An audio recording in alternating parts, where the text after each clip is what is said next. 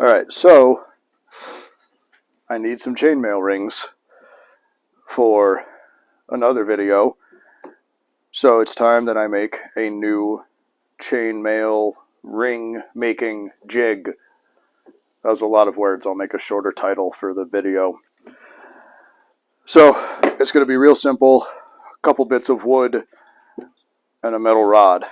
I happen to find this scrap of wood laying around here, and it's more or less exactly the length I need / want.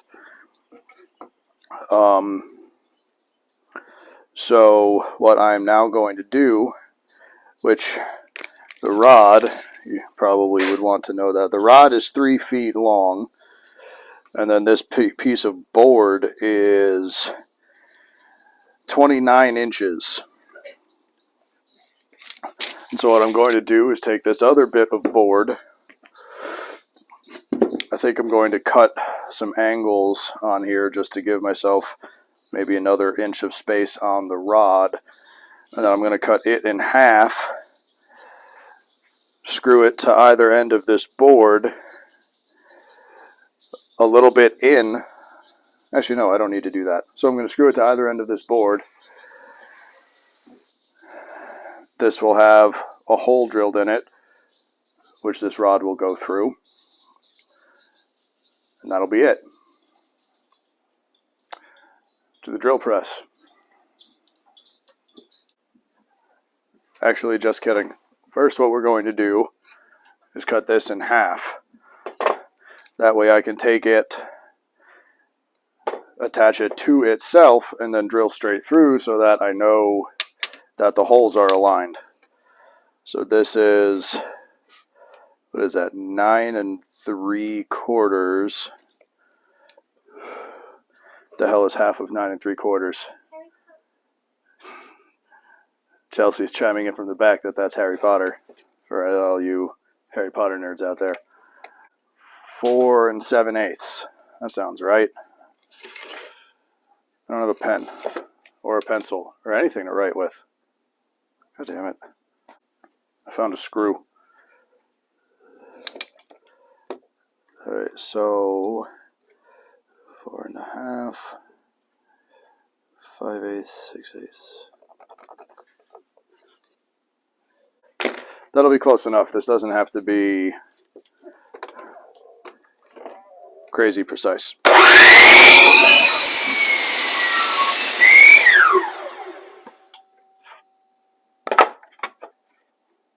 There.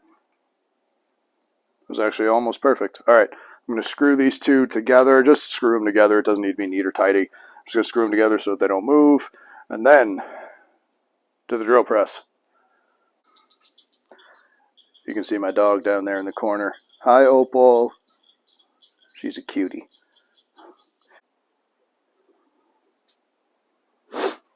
Alright, I move things around. The table on this drill only drops so far, so the drill bit's actually almost touching off this wood already. So that's definitely dangerous. Don't do this, kids. Have a parent do it instead.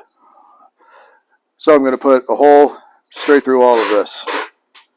And then this just has 2 screws locking it together. So now when I drive the drill bit, the holes will line up with each other.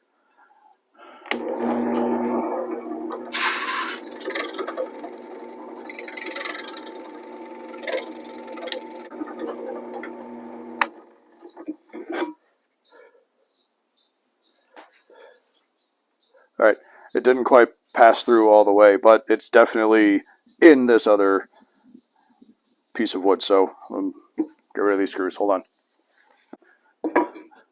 Alright, now I'm going to raise the table a little bit.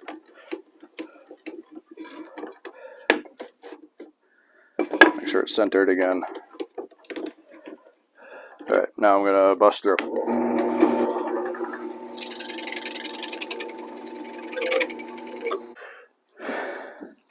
Alright, back to the table.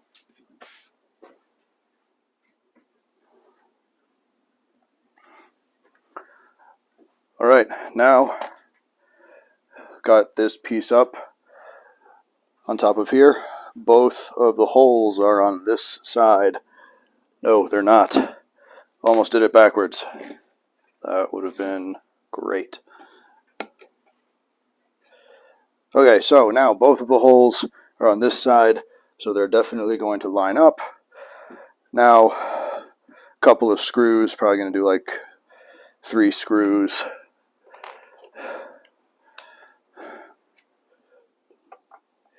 I'm not pre-drilling these. This is kind of a rough and ready thing. It'll be fine.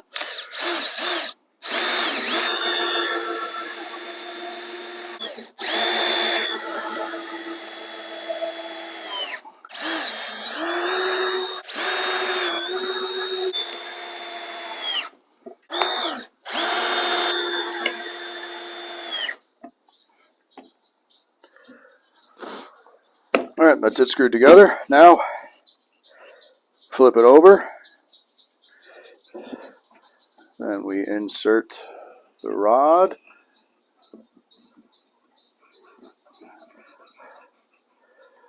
Which, I did not mention it earlier. This is a 3/8 inch rod.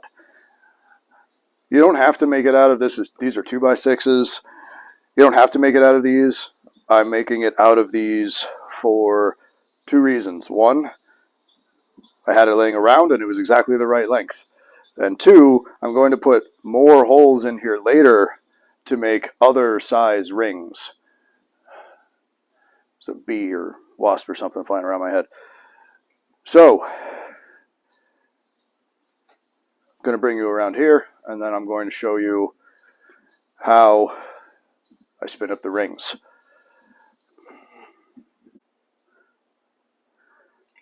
Alright, small change of plan. There's more room over here, so I moved the jig instead of moving you guys.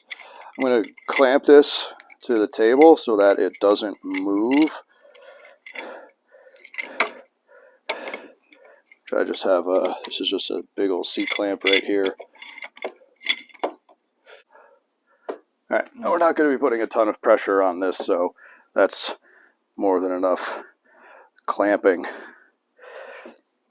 Now I need the wire. Where'd my wire go? Have you seen my wire anywhere around here? Maybe it's over there somewhere. So I feel like it wouldn't be this hard to spot.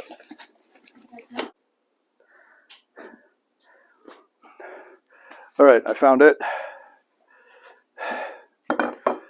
So, what the wire is, it's actually a spool of 14 gauge galvanized steel electric fence wire. You could also buy this in aluminum. I bought it at the Tractor Supply near where I live. Got a milk crate. The spool is going to go in the milk crate. I've got a rod thing that'll go through it. Now this whole setup goes on the ground.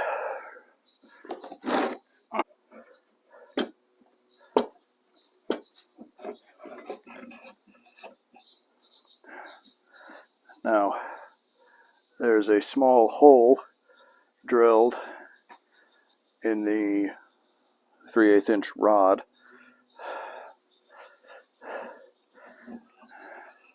And this goes in here. Have that rod wind up just inside this space here. This is where the coil is going to happen. Take a drill that fits over the 3/8 inch. Close the chuck. Nice and tight. We take the wire, we put it in the hole. Now it doesn't really matter which way you spin this, but I will say a variable speed drill is really useful. One where it goes a different speed depending on how hard you squeeze the trigger. I usually like to have it go so that the coil winds up on top. Start off a little slow, And then as you get more comfortable, you can pick up the speed and the coil will form a little bit faster. I usually tend to go pretty slow overall because I want to keep a nice tight coil. And you just keep spinning it up like this. I usually like to keep the spool just a little in front of where I'm coiling it. If it winds up behind and you're feeding it this way, you might run back over the coil you've already done, and that's no good.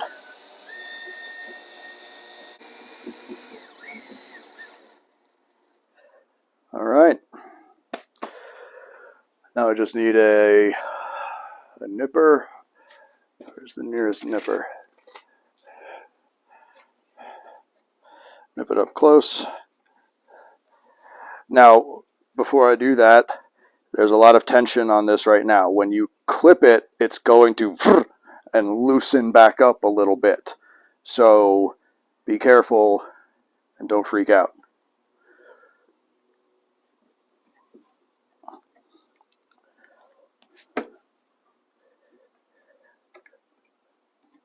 There it goes.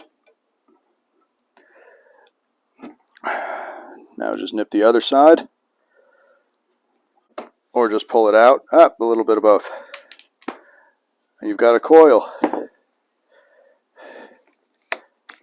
You can loosen the chuck. And this should just slide right out.